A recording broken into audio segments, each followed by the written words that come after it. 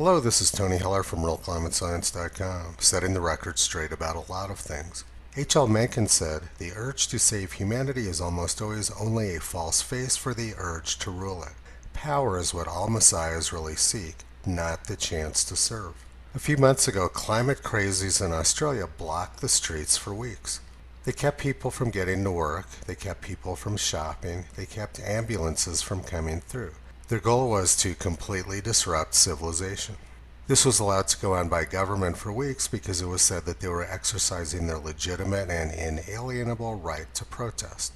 And a few months later, government gave the protesters exactly what they were asking for. Everything was shut down and people were denied the right to work. This woman in Sydney was protesting the fact that she was not being allowed to work and earn a living to feed her child. Despite the fact that she was holding a peaceful protest and was not doing anything to disrupt other people, the police showed up, arrested her, and traumatized her child.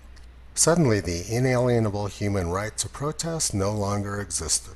So let's ask the question, why did government allow the climate protesters to shut down everything in an incredibly disruptive protest for weeks, but not allow this woman to make a single peaceful protest?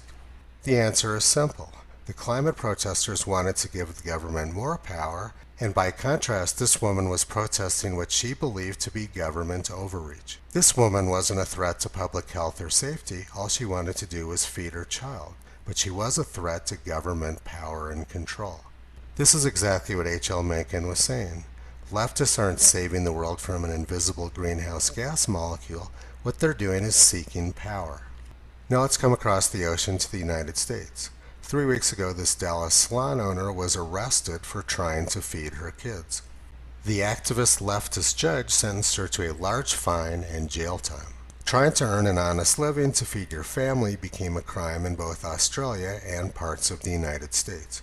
The right to protest and life, liberty, and the pursuit of happiness suddenly became illegal. Leftists pretty much described anyone who violated the rules of tyranny as being mass murderers.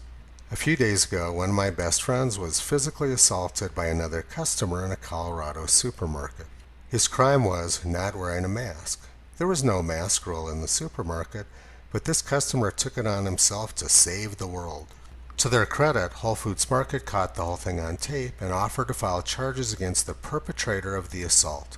Leftists in Colorado have taken it on themselves to save the world from an evil virus and make sure that everybody obeys their rules. But then suddenly, the next day, everything changed. The left suddenly had a new excuse to shut down cities and destroy civilization, and social distancing rules no longer mattered. Apparently, the virus knows not to go after social justice warriors. These people don't get arrested for violating social distancing rules and group size rules. Only people trying to make a living to feed their families get arrested. Yesterday, Antifa officially declared a race-based war on America. Somehow, the virus and social distancing no longer mattered.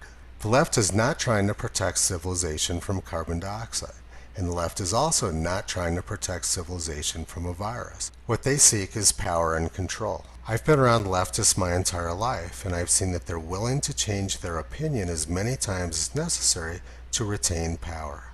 When I moved to Boulder, Colorado 25 years ago, lots of people had "Question Authority" bumper stickers on their cars. But a huge shift happened after Barack Obama was elected.